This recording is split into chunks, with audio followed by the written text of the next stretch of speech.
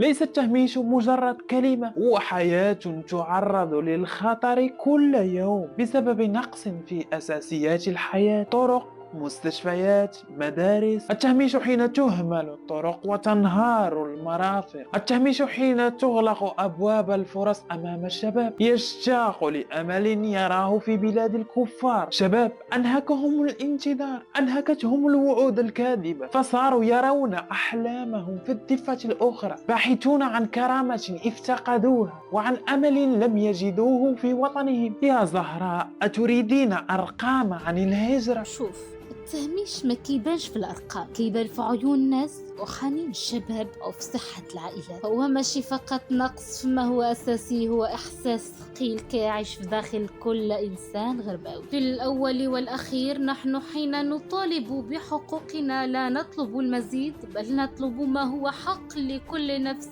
تعيش هنا في أمانها، خدماتها ومستقبلها.